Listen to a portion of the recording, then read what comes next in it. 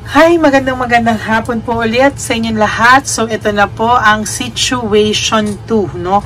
Ano po ang makikita kaya natin sa situation 2? Kasi po sa totoo lang, sa situation 1 kanina, nakakita po tayo, no, ng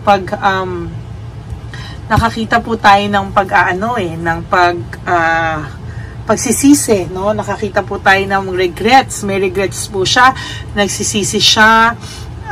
Hindi niya lang po alam papaano, pero nakita po natin na talagang hindi niya po ma-let go yung person o kayo, no? So sa situation 2 po, kamusta naman po kaya ang pakiramdam, no, ng inyong person sa mga oras na ito? Okay? Sabi po dito, why do I deserve someone like you, no? Hindi niya po inakala o hindi niya po iniisip na deserving siya sa'yo kasi alam niya po na nakagawa siya sa'yo ng kalokohan. So, ang iniisip niya po ngayon, ano daw po ba ang ginawa niya, no, para ma-deserve niya someone like you? Dahil alam niya po na maloko siya, babaero siya, etc., etc. So, ngayon, naiisip niya, bakit po niya ikaw deserve, no? Anong meron siya to deserve someone like you? Pero hindi rin po siya makalapit sa ngayon. Tulad po ng situation 1, itong taong itong po ay pakiramdam nito, hindi niya po kayang humarap sa'yo or wala po itong mukhang ihaharap sa'yo. Sabi niya, I can do this right now, kahit po siguro nararamdaman ko na may gusto rin po itong gawin o paglapit sa'yo, pero hindi ka rin po niya nalalapitan, ano? Hindi rin po siya makalapit sa'yo, sa totoo lang, no?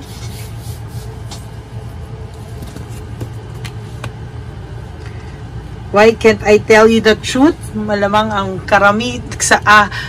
marahil ito po ay nagsinungaling na sa iyo ng bongga, no? Malamang po ang taong to ay sinungaling at nakapagsinungaling sa iyo at naloko ka po nito ng bonggang-bongga, no? Sa totoo lang po, sa nakikita ko, itong taong to ay sobra din yung pasakit na ginawa sa iyo, sobra din po yung kasinungalingan, yung panloloko, yung betrayal, yung sakit, no? At siya po ang nang iwan sa'yo. Malamang ang taong to ay ginosting ka. Wala po kayo nitong taong tong, parang hindi po kayo, hindi kayo nakapag-closure, wala kayong closure na maayos, no? Wala kayong closure na maayos, hindi kayo maayos naghiwalay, baka blinak ka na lang ito, or blinak mo na lang siya, o basta nalaman mo niloko ka, nagblockan na kayo kaagad, basta wala po kayong closure ng taong ito, basta siya na lang po ay umalis. I can talk to you right now, hindi rin po siya nakikipag-usap sa'yo, no? Hindi po, ang taong to po ay hindi nakipag-usap sa iyo ng maayos at hanggang ngayon ay hindi niya pa rin po kayang humarap sa iyo, hindi niya pa rin po kayang makipag-usap sa iyo, no? Hindi niya pa po kayang mag one-on-one kayo or makausap ka ng personal, no? Sa totoo lang po kasi marami po siyang ginawa at talagang ikaw po yung sinisi niya, no? How could you ever forgive the mess I've made? So, yun na nga po yung sinasabi ko kanina, parang pakiramdam po ng taong to, no? Sobra yung ginawa niya sa yung pasakit, sobra talaga na tipong wala pa kayong closure, ang dami mong ginawang maganda sa kanya, pero ang ano niya po is, anong nangyari, no? Bakit niya nagawa sa ito, no? Bakit deserve niya isang katulad mo na sinaktan naman niya? So, ngayon po, ayan, how could you ever forgive the mess I've made? Kung iniisip niya po kung sa lahat-lahat ng katarantaduhan niya at kung sa lahat-lahat daw po ng ginawa niya sa'yo, mapapatawad mo pa raw ba siya? Kaya hindi po siya makapag-usap sa'yo, hindi po siya makalapit sa'yo kasi for fear na hindi mo na po mapapatawad yung kalokohang ginawa niya o yung sakit na binigay niya sa'yo. Ang taong to po ay may childhood trauma, meaning kaya po siya ganyan, ano, from one to another, or nasasaktan ka, or kung ano-ano pinagagagawa sa'yo, because ang taong po ito ay hindi, maybe sa paglaki niya po, or maybe sa kanya pong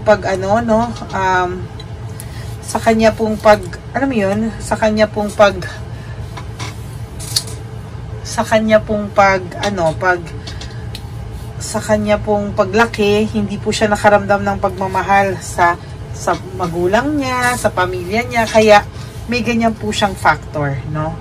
Yun po yung masakit kasi, no? May ganyan siyang factor. Ayun po. Kaya, ano nyo, bakit kayo itong taong to parang ganito, parang bipolar, o parang may sakit sa pag-uutak, ganyan. Kasi po, sa totoo lang po, no, meron pong trauma itong taong to sa pagkabata. Malamang hindi siya na kamahal-mahal, no? Life without you is hopeless, dark, and life without you is hopeless, dark, and depressing. I miss your light.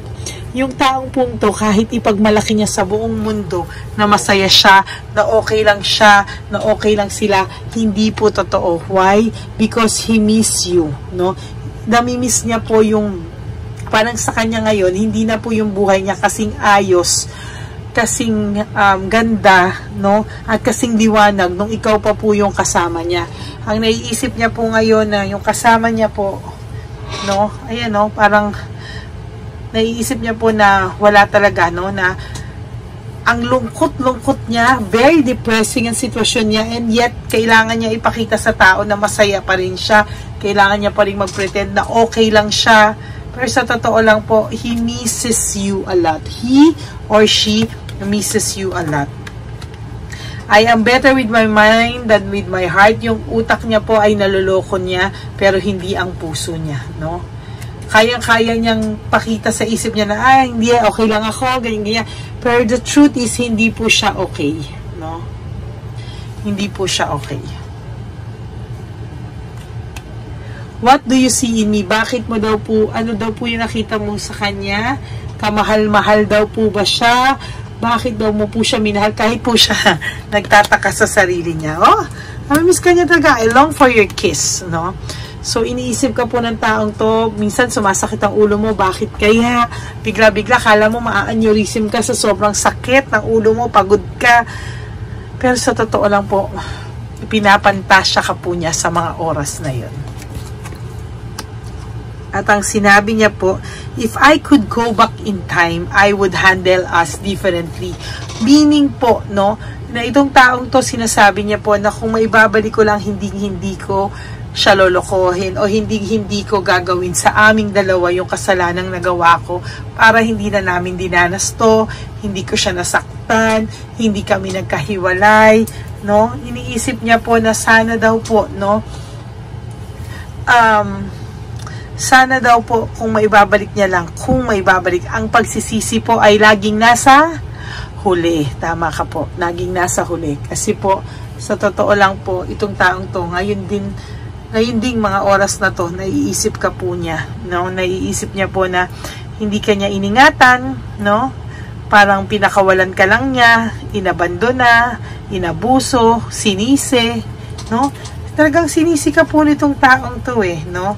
Talagang sinisi ka po niya, ikaw pa po yung may kasalanan ng ba't kayo naghiwalay. O see, you've triggered me, no? Ibig sabihin, ikaw yung nag-push sa akin magkaroon ng iba, no? Kasi malayo ka, or kasi wala ka sa tabi ko, or kasi yung ugali mo, lahat na lang po na pwedeng ibintang sa inyo ay ibinibintang sa inyo kahit naman po hindi ganon, no? Kahit hindi po ganon, sa'yo pa rin po ibibintang, sa'yo at sa'yo pa rin po ibibintang para lang po makalusot siya. Sa totoo lang, no? Para lang po makalusot siya sa mga oras, sa lahat ng mga sakit na binigay niya sa'yo, just to justify lang po, no? Maling-mali po, no? Sobrang mali po. Ay, nako. Sobrang maling-mali po. Ikaw pa po yung sinisi niya na dapat humingi na lang po siya sa'yo ng patawad. Naging honest na lang po siya sa'yo, no? Kasi dito nakalagay, why can't I tell you the truth? Malamang sa malamang po, ang taong to po ay nagsisisi, pero hindi niya po masabi sa'yo, no? Medyo mayabang pa po ang dating. I wish to be like you, no? Sana daw po katulad mo siya, katulad ka niya, na malakas ang loob, no? Napaayos mo pa daw po yung buhay mo, or Pinipilit mo pa rin ayusin yung buhay mo kahit na nasaktan ka daw niya ng bongga. Tinake mo pa rin ang buhay mo ng positive, no? Yun po yung mga naiisip nitong nitong taong to, no? Na sa mga oras na to, ikaw pa rin po at ikaw ang lagi niyang naiisip. Na bumangon kayo from your heartaches, sa lahat ng ginawa niya sa'yo, bumangon ka pa po, no? Binangon mo pa po yung sarili mo, no? Hindi nakita, dito na lang. I need to hold back my true feelings for you. Ang sinasabi niya po, mahal ka pa niya. Mahal ka pa po niya, pero hinuhold niya lang for some reason, no? Kasi pwedeng sabihin niya, wala na kayong pag-asa, ayaw mo na sa kanya, nagising ka na, or sa sobrang sakit ng ginawa niya sa'yo, baka hindi mo na siya mapatawad, wala nang chance. So, bakit pa niya i-pursue yung feelings niya sa'yo? Well, in fact, alam naman niya na wala na patutunguhan ito. Feeling po nito, pakiramdam niya po ay wala na kayong patutunguhan, no? Pero kung sa mahal ka pa rin naman po nito. Kung sa nasaktan din naman po siya. Yun nga lang, sa sobrang taas po ng pride nitong taong to, no? Fried chicken. Sa sobrang taas po ng pride nito, yun lang, no? Oh, I was hurt by you. O, ikaw pa, nakasakit sa kanya talaga naman, ano? So, nung nag-move on ka po, o nung pinakita mo sa kanyang masaya ka na, or pinakita mo sa taong to na okay ka, na-hurt pa siya, ano? So, na-hurt pa siya. Siya pa yung na-hurt, no? Na-hurt mo pa siya. Talaga itong taong to ay mahal ka, pero ma-pride at ma-ego, at hindi niya tatanggapin talaga na siya yun, no? Talagang lulusot at lulusot siya. Sa totoo lang, no? Lusot factor, no? Ito yung tinatawag natin sa mga lalaki na nagkahulihan na magkapilipitan man ng itlog, hindi aamin. Ito po yun, no? No? Pero sa loob-loob niya po, no, alam niya, no, na nag-mess up siya big time, no? Alam niya po na nasaktan niya kayo big time, no? Alam niya po oh. Ay, sorry po. Alam niya po na nasaktan ka niya, pero ang pinapalabas niya po sa mundo at pinapalabas niya po sa mga ibang tao na ikaw pa daw po ang nakasakit sa kanya. Di wow, sabi mo sa kanya. Di wow, sige, aminin ko na, pati ang pagpatay kay Rizal, inaamin ko na, no? Sige na, ako na lang lahat, no? Pero the truth is, behind all these feelings, sa lahat ng ito po, no, his last card is, why can't I move on from you? Hindi rin po siya makamove on tulad ng card number 1 natin. He cannot move on from you. In fact, sa lahat po ng sinasabi niya dito, sa lahat po ng gusto niyang palabasin na kasalanan mo, na hindi niya rin masabi lahat ng totoo sa iyo, na may pagsisisi siya na kung maibabalik niya lang yung oras, hindi ka niya sasaktan. Sandali lang po, nauuhaw ako. Pasensya na po. Yan, uminom lang po ako tubig, no? Iniisip niya po na sa lahat ng to, sa lahat ng kasinungalingan niya din sa sarili niya, na hindi niya maamin na kailangan kanya sa buhay niya, lumabas po na why can't I move on from you? Meaning, iniisip ka po nito every day of his life, no? Pero because of too much pride and too much ego, hindi niya po maamin sa'yo. Well, kapatid, kung ikaw man ang taong to, kung ikaw to, mas importante pa ba ang pride mo? Mas importante pa ba ang ego mo? Ikaw nga nakasakit diba? Ibaba mo, no? Kasi mas importante naman sa'yo ang taong ito kesa naman sa, tingnan mo, ang sabi mo sa akin, sa energy mo, life without her is hopeless, or life without her or him is hopeless and dark and depressing. You miss this person. So kung ikaw man ang taong ito na nakasakit at ipinanghihinaan ng loob, mahal ka ng taong nakasakitan mo, nasaktan mo. So anong gagawin mo ngayon? No? Lumaban ka. Labanan mo yung pagkaduwag mo, no? Kasi hindi pwedeng yung nasaktan mo, siya pa ang lalapit sa'yo. Nakakahiya naman po dun sa taong nasaktan mo. Tapos gusto mo pang palabasin na ikaw ang nakasakit, nasaktan niya. Wow na wow ka po talaga. Ha? Wow na wow ka po talaga. Sinasabi ko sa'yo. No? Yun yung sinasabi ko sa'yo. Nakakahiya naman po sa'yo kung ikaw pa po ang nakasakit. At siya pa po ang lalapit sa iyo, no? So yan po ang energy ng ating situation 2, no? Kung ano ang pakiramdam ng person mo sa oras na to, sa araw na to, o lately, ayan po ang pakiramdam niya, no? Yan po, hindi pa rin po siya makamove on sa iyo kahit may ego siya at may pride siya na sinermon ko siya, no? So, yan po ang energy 2 or ang situation 2. Thank you very much po. And for those of you who wants to have a private reading with me, no? Sana po ay i-message niyo po ako sa Ladyly Elena. That's L-A-D-Y-L-Y.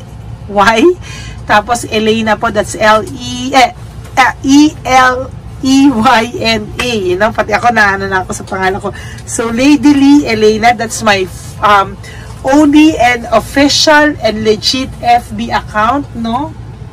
So, yan po, dyan nyo po ako makukontak para po sa mga seryoso lang po na gusto pong magpa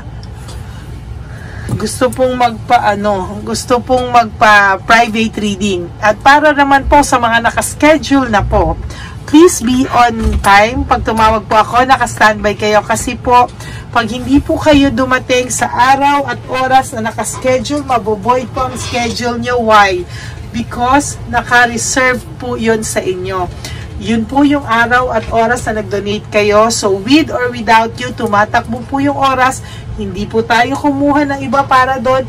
Wala po tayong pwedeng ipalit right at that very moment. So, kung gusto nyo po magpa-reschedule, at least 3 days or kahit na po kinabukasan, basta let me know po. Kasi wala na po tayong makukuha sa slot na yon. Okay?